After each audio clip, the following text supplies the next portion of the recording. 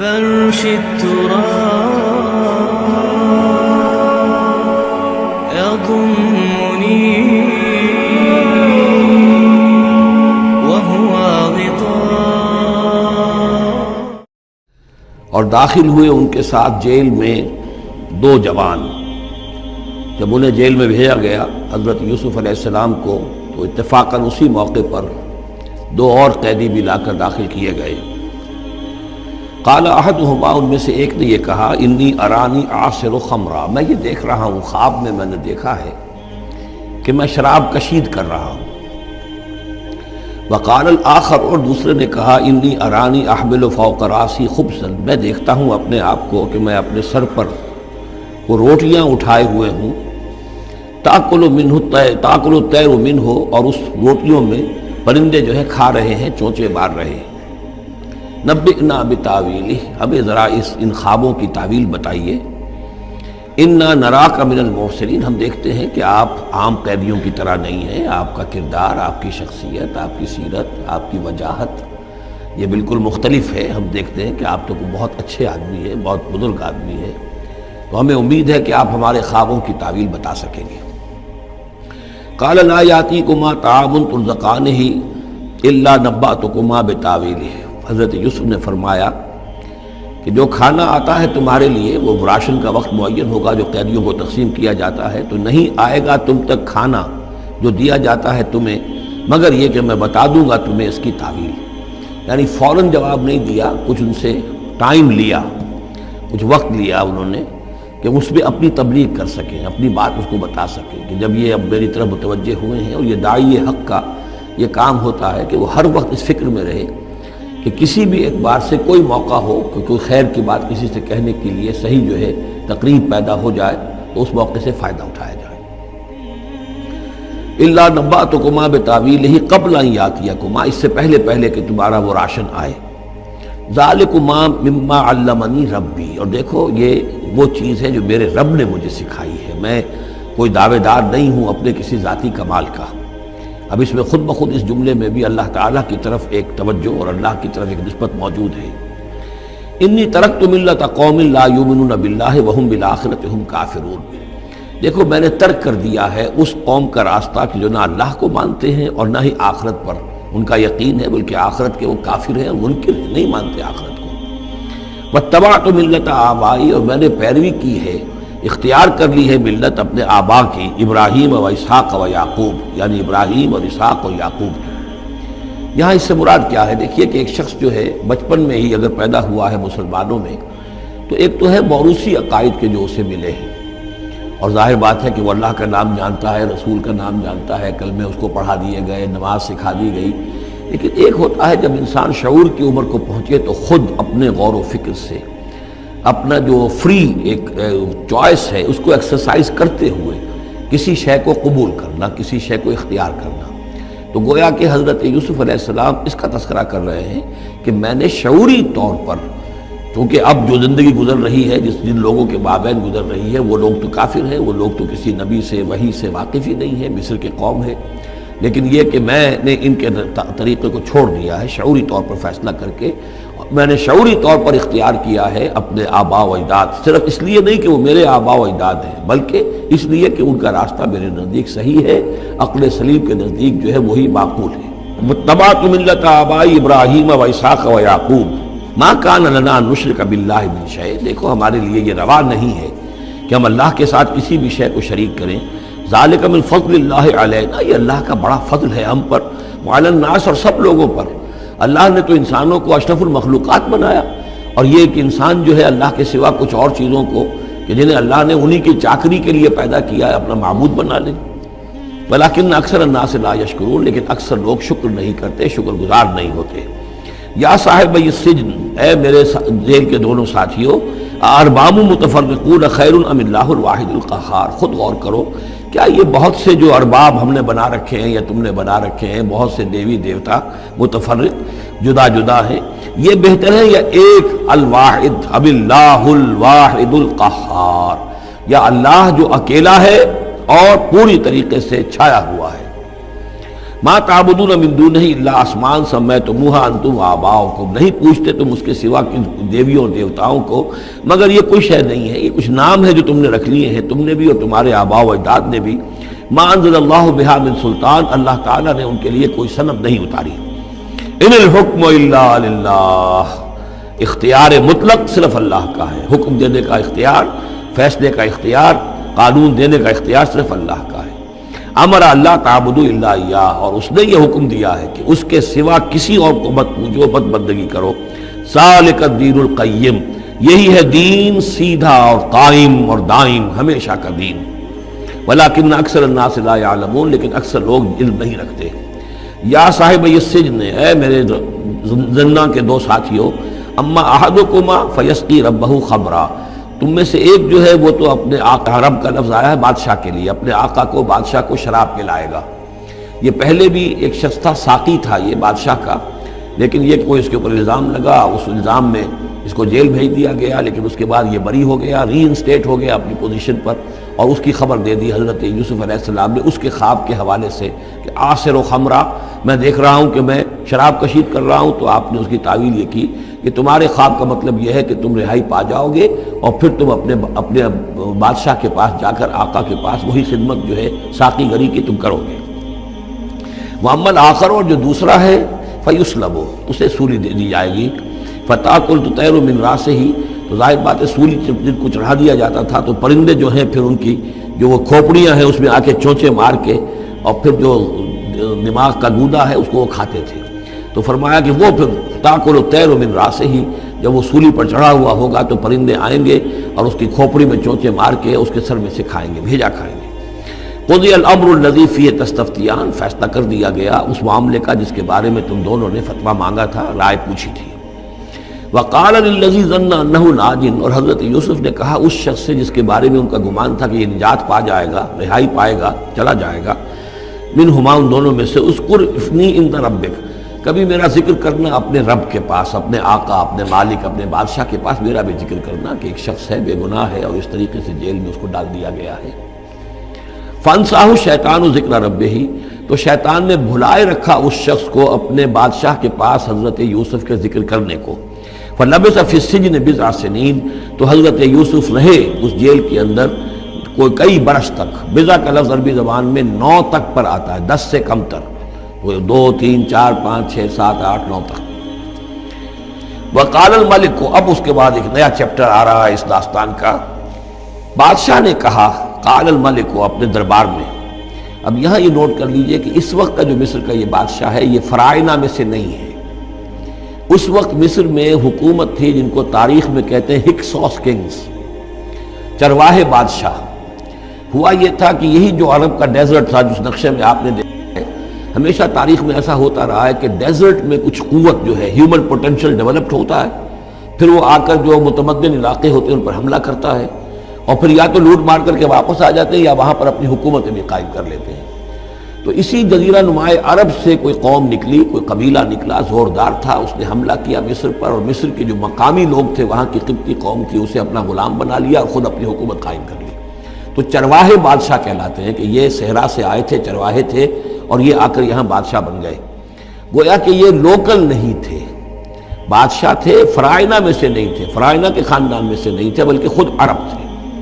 وہ بادشاہ جو ہے معلوم ہوتا ہے کہ تھا بھی نیک سرشت، بہت ہی بھلا انسان تھا، اگرچہ یہ کہ بہرحال جہاں تک تعلق ہے توحید کا یا رسالت کا یا نبوت کا یا آخرت کا یا شریعت کا یا کتاب کا، اس سے نابلد، لیکن ہوتے ہیں مختلف لوگ، مختلف مزاج، تو بھلا آدمی تھا۔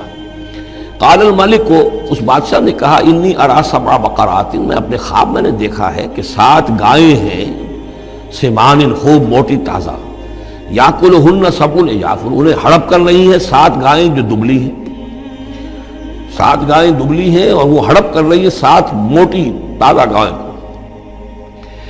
یاکلہن 7 عجاف و7 سنبلات خضر، اور میں دیکھتا ہوں کہ 7 بالیاں، بالیں ہیں ہری، سٹے ہیں ہرے اناج کے، وَأُخَرُ یابسات، اور 7 ہیں کہ جو سوکھے ہیں۔ یا ایھا الملأ افتونی فی رؤیایا، اے میرے درباریوں، اے میرے سرداروں، ذرا مجھے میرے خواب کی تعبیر بتاؤ، ان کنتم للرؤیا تعبرون، اگر تم واقعتاً خوابوں کی تعبیر کا فن جانتے ہو، اس سے واقف ہو۔ قالوا اضغاث احلام، انہوں نے کہا نہیں یہ تو پریشان خیالی ہے، یہ خواب جو ہے کوئی خاص مانوی خواب نہیں ہے، ایسے ہی ہے جیسے کہ پریشان خیالات ہوتے ہیں. جیسا کہ اب آپ کو معلوم ہے فرائڈ کا نظریہ ہے کہ یہ صرف جو انسان کے جو سیکشول ڈیزائرز ہیں یا اور کوئی ایمبیشنز ہیں نفسیاتی یا نفسانی، وہ دبی ہوئی ہوتی ہیں، تو پھر یہ کہ انسان خواب کے اندر ان کی تسکین جو ہے وہ کر لیتا ہے کسی طریقے سے، تو وہ اس کے اپنے خیالات ہوتے ہیں پریشان خیالات. اگرچہ اسلام میں خواب 3 قسم کے ہیں. ایک خواب ہے جو اللہ کی طرف سے ہوتا ہے جس کو ہم کہتے ہیں سچا خواب، رویا صادقہ، وہ نبوت کے اجزاء میں سے ہے. اور ایک خواب شیطانی ہوتا ہے جو شیطان کی طرف سے ہوتا ہے، شیطان جو جنات ہیں وہ اس میں الہام کرتے ہیں. اور تیسرا اسی نوعیت کا ہوتا ہے جس کو یہاں کہا گیا ہے. تو فرائڈ ظاہر بات ہے کہ ان چیزوں سے واقف ہے، وہ جہاں تک کہ وہ رویا صادقہ ہے اس سے واقف نہیں. قالوا اضغاث احلام وما نحن بتاویل الاحلام بعالمین، ایسے خوابوں کی تعبیر ہمیں نہیں آتی ہے. وہ باقاعدہ کوئی خواب ہو تو اس کی تعبیر ہم بتائیں. وقال الذی نجا منہما، اب اس شخص نے وہ جو وہاں پر پھر ساقی گری کر رہا تھا اسے اچانک حضرت یوسف یاد آ گئے. وقال الذی نجا منہما، اور کہا اس شخص نے جو ان دونوں قیدیوں میں سے نجات پا گیا تھا، بری ہو گیا تھا، رہا ہو گیا تھا، وذکر بعد امۃ، اور اس طویل عرصے کے بعد اسے اچانک یاد آ گیا. انا انبئکم بتاویلہ فارسلون، میں بتا دوں گا اس خواب کی تعویل آپ لوگوں کو، ذرا مجھے جانے دو، مجھے اجازت دیجیے کہ میں جاؤں اور جیل میں جا کر وہاں ایک شخص ہے اس سے مل کر اس خواب کی تعبیر معلوم کر لوں. یوسف ایھا الصدیق، اب وہ پہنچ گیا حضرت یوسف کی خدمت میں. یوسف اے صدیق، اے سچے، افتنا فی 7 بقرات سمان یاکلہن 7 عجاف، ذرا ہمیں بتائیے، تعویل بتائیے، حکم بتائیے اس کا کہ 7 گائیں ہیں بڑی دبلی اور وہ کھا گئیں، ہڑپ کر رہی ہیں 7 ان کو کہ جو موٹی ہیں، وسبع سنبلات، اور 7 بالی ہیں جو ہری ہیں، خضر واخر یابسات، اور 7 جو ہیں وہ بہت خشک ہیں، سوکھی ہیں. لعلی ارجع الی الناس، تاکہ میں لوگوں تک واپس جاؤں، لعلہم یعلمون، تاکہ انہیں معلوم ہو جائے کہ یہ خواب جو بادشاہ کا ہے اس کی تعبیر کیا ہے. قال تزرعون 7 سنین دابا، حضرت یوسف نے اس خواب کی تعبیر بتائی کہ تم 7 سال تک خوب زراعت کرو گے، ڈٹ کر، دب کر. یہ دعبا جو ہے جم کر، جو پنجابی میں کہتے ہیں یہ دب کے واہ تے رج کے کھا، تو یہ معلوم ہوتا ہے شاید کوئی نہ کوئی رب کا تعلق اس کا داب کے ساتھ ہے. تزرعون 7 سنین دابا، تم 7 سال تو خوب جو ہے وہ یعنی ڈٹ کر اور محنت سے اور خوب جم کر کھیتی کرو گے. فما حصدتم، اب نہ صرف یہ کہ تعبیر بتا رہے ہیں، تدبیر بھی بتا رہے ہیں.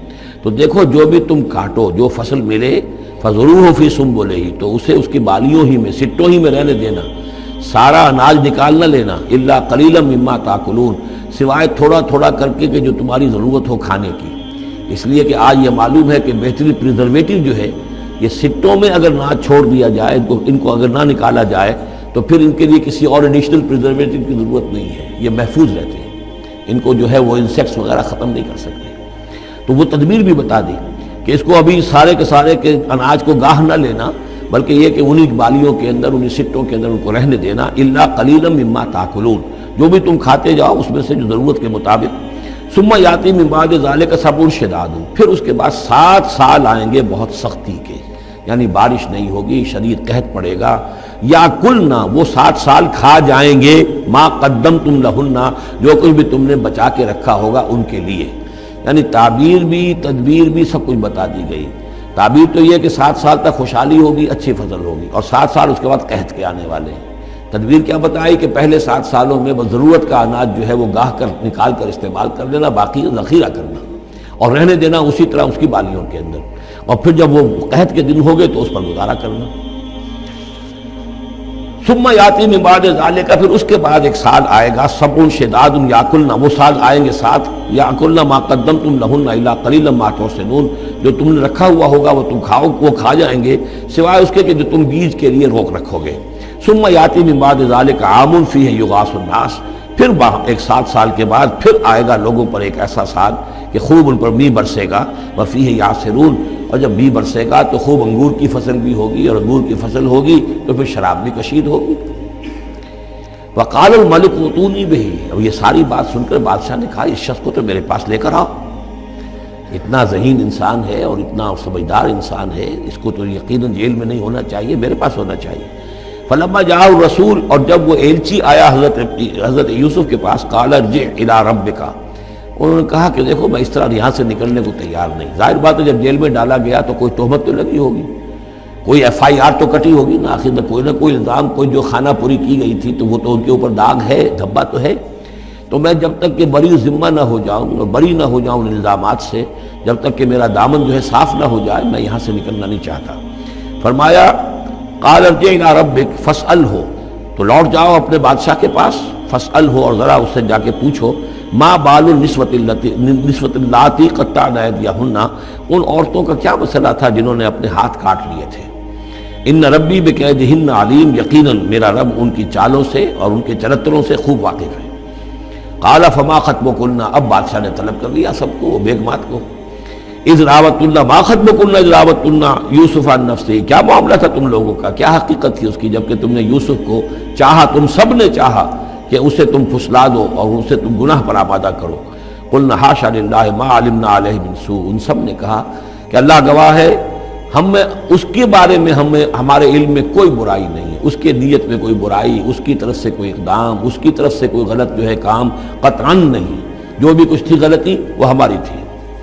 قالت امرأۃ العزیز، اب وہ اس امرأۃ العزیز نے بھی، جس کا نام زلیخا مشہور ہے، اس نے بھی کہا الآن حسس الحق، اب تو حق واضح ہو گیا، وہ جو بھی کچھ تھا اس کا پردہ چاک ہو گیا۔ انا راودتہ عن نفسہ، میں نے ہی اصل میں اس کو پھسلانا چاہا تھا، میں نے ہی اسے گناہ پر آبادہ کرنا چاہا تھا، وانہ لمن الصادقین، اور وہ بالکل سچا ہے، اس نے کوئی غلط بیانی نہیں کی ہے۔ ذالک لیعلم، یہ جملہ جو ہے اس کے بارے میں بہت سے اقوال ہے کہ یہ کس کا قول ہے۔ ایک قول یہ ہے کہ یہ زلیخا ہی کا کلام بھی چل رہا ہے، یہ اس لیے کہ وہ اس کو معلوم ہو جائے، یعنی حضرت یوسف علیہ السلام کو، انی لم اخنہ بالغیب، کیونکہ حضرت یوسف اس وقت وہاں موجود نہیں تھے، ان کی غیر موجودگی میں اس نے اپنے گناہ کا اقرار کیا ہے کہ میں نے اس کے ساتھ خیانت نہیں کی ہے۔ اب بھی ہو سکتا تھا کہ وہ پھر کوئی بکواس کرتی اور غلط بات کہتی، لیکن نہیں، لم اخنہ بالغیب، تاکہ یوسف کے علم میں یہ بات آ جائے کہ میں نے یہاں اس کی غیر موجودگی میں کوئی خیانت نہیں کی ہے۔ وَأَنَّ اللَّهَ لَا يَهْدِي كَيْدَ الْخَائِنِينَ، اور یقیناً اللہ تعالیٰ جو ہے خیانت کرنے والوں کی چال کو کامیاب نہیں کرتا۔ وَمَا أُبَرِّئُ نَفْسِي، اور یہ کہ میں اپنے آپ کو کوئی بہت یہ نہیں سمجھتی کہ میں مجھ سے گناہ سرزد نہیں ہو سکتا، میں اپنے نفس کو بری نہیں کہتی۔ ان النفس لامارۃ بالسوء، نفس جو ہے انسان کا وہ تو بدی کا حکم دیتا ہی ہے، الا ما رحم ربی، سوائے اس کے کہ جس پر اللہ کا رحم ہو گیا ہو۔ ان ربی غفور الرحیم، یقیناً میرا رب جو ہے بہت غفور الرحیم ہے۔ ایک تو یہ ترجمہ ہے اس رائے کے مطابق کہ یہ سارا کلام جو ہے اسی زلیخا کا ہے۔ اصل میں اسی اعتبار سے ہمارے ہاں وہ جو قصہ گو ہیں، یوسف زلیخا کے قصے ہیں، ان میں تو پھر مائی زلیخا کو بہت ولی اللہ بنا دیا گیا ہے، اور کوئی ایسی بات بھی نہیں ہو سکتا ہے کہ اس پورے دوران میں وہ عشق مجازی جو ہے اس کا وہ عشق حقیقی میں تبدیل ہو چکا ہو اور حقیقتاً ہدایت پر آ گئی ہو، اور جیسا اگر یہ کلام اسی کا ہے، جیسے کہ بہت سے لوگ جو ہے مانتے ہیں ہمارے مفسرین میں سے، اسی کا کلام ہے۔ اب وہ اللہ کا ذکر جس طرح کر رہی ہے، میں نے اب جو ہے اس پر صحیح بات کہہ دی ہے، اللہ خائنوں کی بات کو راہیاب نہیں کرتا، اور میں اپنے نفس کو بری نہیں کہتی، یقیناً نفس جو ہے وہ تو انسان کو بدی کا حکم دیتا ہی ہے، الا ما رحم ربی۔ ایک رائے یہ ہے کہ اس کا قول تو ختم ہو گیا، انا راودتہ عن نفسہ وانہ لمن الصادقین۔ اس کے بعد یہ قول حضرت یوسف کا ہے کہ میں نے یہ کیوں چاہا، میں نے یہ چاہا کہ میری صفائی ہو جائے اور یہ سارا معاملہ کھل جائے۔ میں یہ نہیں چاہتا تھا کسی اور کی بے عزتی ہو، کسی اور کی عزت کے پردے چاک ہوں، لیکن یہ ضرور میں چاہتا تھا کہ وہ عزیز مصر یہ جان لیتا کہ میں نے کوئی خیانت نہیں کی ہے اس کے معاملے کے اندر، اور اس کے گھر میں اور اس کی عزت پر یا کسی اور کی عزت پر میں نے کبھی کوئی بری نگاہ نہیں ڈالی ہے، اور اللہ تعالیٰ خائنوں کو راہیاب نہیں کرتا۔ باقی میں خود بھی، چاہے اللہ انسان نبی بھی ہو، لیکن یہ کہ نفس جو ہے، جیسا کہ حضور فرماتے ہیں کہ اوصیکم ونفسی بتقوی اللہ، میں تم لوگوں کو بھی حکم دیتا ہوں کہ اللہ کا تقوی اختیار کرو، اپنے نفس کو بھی حکم دیتا ہوں۔ تو حضرت یوسف کا بھی یہ قول ہو سکتا ہے کہ میں بھی اپنے نفس کو بری نہیں سمجھتا، میں یہ نہیں سمجھتا، ہو سکتا ہے اللہ تعالیٰ کی طرف سے خصوصی حفاظت میری نہ ہوتی تو میں کسی غلط حرکت میں مبتلا ہو ہی جاتا۔ وما ابرئ نفسی ان النفس لامارۃ بالسوء، نفس تو یقیناً حکم دینے والا ہے بدی کا، الا ما رحم ربی، سوائے اس کے جو اللہ فیصلہ کر دے اور رحم فرمائے۔ ان ربی غفور الرحیم۔